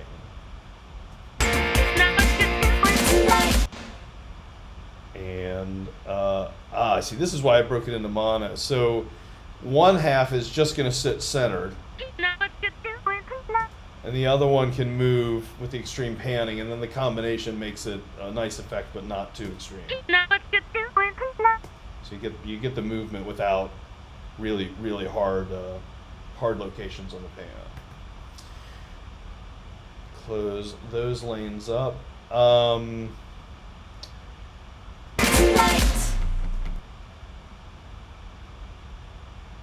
Tonight. This is nice. That's fully produced from the source tracks. I didn't do anything to that. Tonight.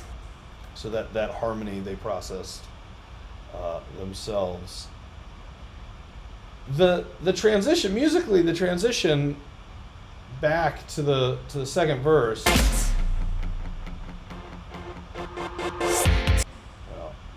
I guess not everything's in the sound design folder.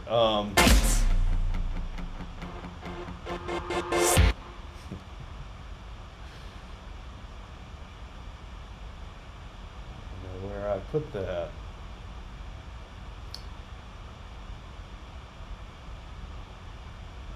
Oh, I see. It's the reverse vocal here. So this is let's see. I have to get rid of the new bass as well to play it as it was originally.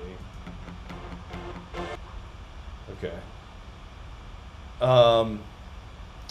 So what's happening here is I keep trying to mute this track, and when I play back it unmutes because there's mute automation in it, which I really try not to do for this reason, but because I'm doing a stutter effect, the mute is the easiest way to do that. So I'm just going to turn the automation off, and then I can mute it. Touchdown. So I wanted more of a lift going in this turnaround going into the second verse. There is something in the tracks that they were supplied that kind of gave me the idea for this, which is it's a little bit of a reverse reverb that cuts off quickly. So what I did was I took this part, just this tonight, and I played it through a very long reverb called Black Hole, and the result of which is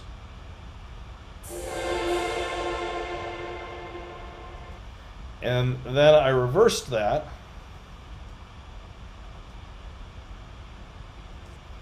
I'm gonna have to go back to read it. This is I hadn't really processed how difficult it is when you do the stutter automation with mute to not listen to it. So that's let me just delete all the mute. This is the reversed version of that Black Hole reverb. So that's kind of a nice push into the Touchdown. but I thought it would be nicer with the stutter effect to kind of match some of the other elements in the song. And I guess we should talk about adding sound design elements now, because they play a part of this as well. I love me a good bass drop. So when you hit a moment like this, you know, just this is just an analog synth. Come on up, there we go. I see you were just taking your time.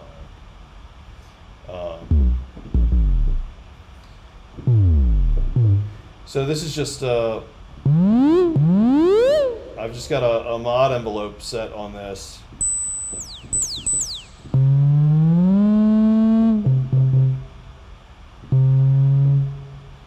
So, and then I'm just flipping the direction of it to get that downward shift, moving over the octave.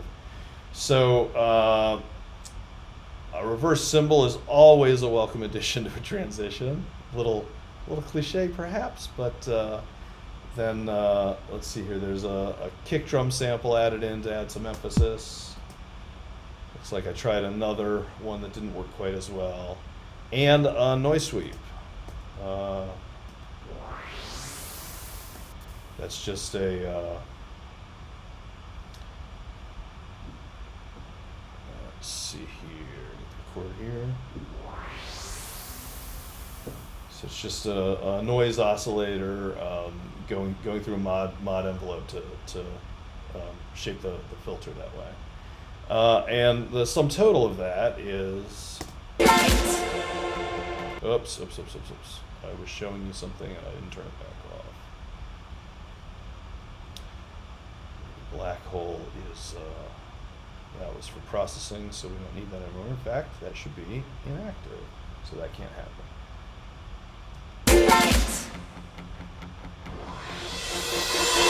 Touchdown to take the situation. You know, the bass drop may be a little extreme, hard to say.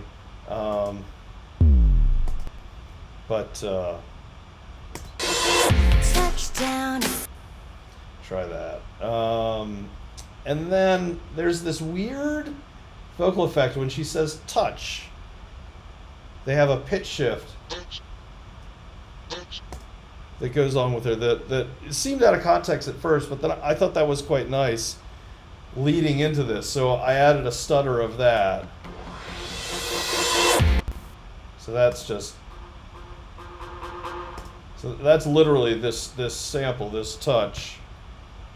I just grabbed that and, you know, copy paste it on the grid and just followed the mute pattern that I was using to stutter the reverse.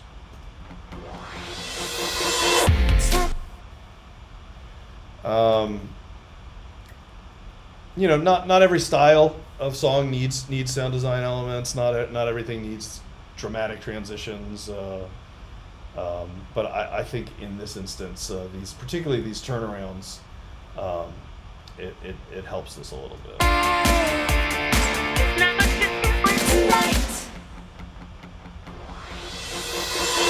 Touchdown to take the situation. Love is just a game. Here's that verse vocal effect. So this is literally just a copy. She sings "Love Is Just a Game" on this track. Love is just a game. Just copied and pasted so that it's timed correctly. Love is just a game. With a heck of a lot of distortion, really changing the tonality of it to put it in the background as an echo. It's got a heavy reverb send. It's got an automated send to this delay at the end of it. Love is just a game. Love is just a game. Win or lose, it's try. That delay is really just to soften the end of it so that the lead vocal can take over without this drawing our ear. Game is just a game. Win or lose, it's driving you insane. This way. And like the delay was louder than the.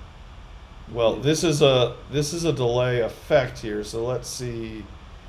Yes, there's no delay. There's no vocal delay in use on the verses. We only use that on the chorus, right? So It's driving you insane. This way. so these are levels of this fader. It's driving you insane. This way. So, you know, this is again just a choice. It's driving you insane. This way. To me, it felt like this was just a little bare. It's driving you insane. This way. Without something there. maybe that's the objective. I don't know, but from my perspective, having a little, at least that first repeat, I'm not quite as sold on the second element there.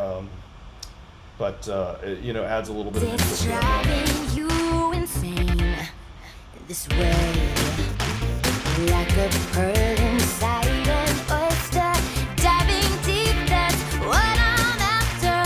Hold my breath now. I just gotta.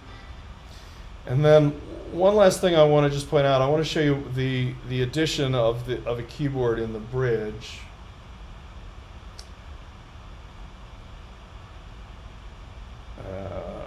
Keyboard. So this is a model of a Juke 8, and it's just playing. Let's see. The bridge is I think all open chords. Yeah, no thirds. There was an error in this. This took me a minute to figure out. There's an error in this sheet here. The structure of the bridge is musically a little odd here. So we you know, the song has been incredibly simple progression.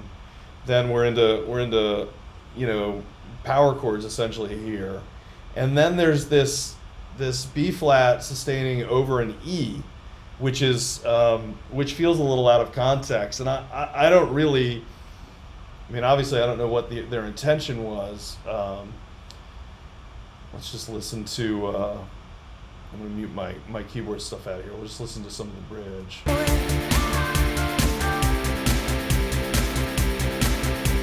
Vocals are out.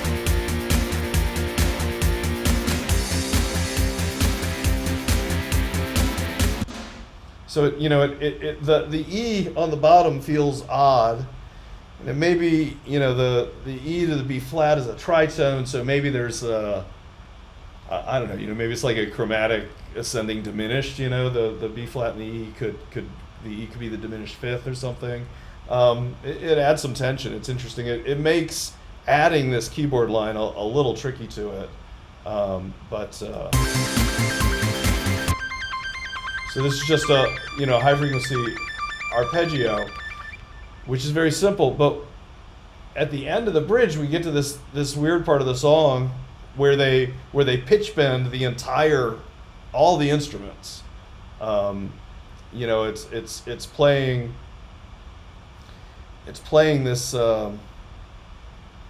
this it's a C over an F. It's not. I had to mark that out because C/F looks like a cool polychord, which it's not. It's just literally the guitar's playing a C and the bass is playing an F. And then it goes, you know, C to C, an octave pitch, and then down plus down a fourth to the to the F, down a fifth to the F. Excuse me. So that made this just a little challenging as to how to approach that, and I want to show you what you can do with pitch bend.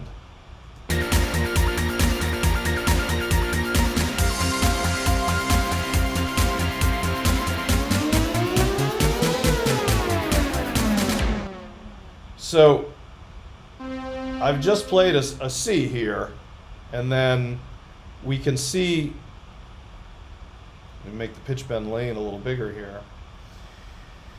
We see the pitch bend is bending from 0 up to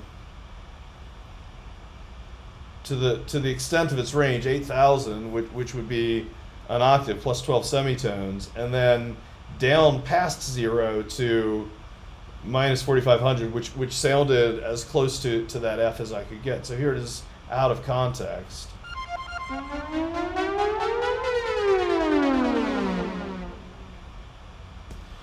And that kind of fits in with what they've done with the rest of this stuff here.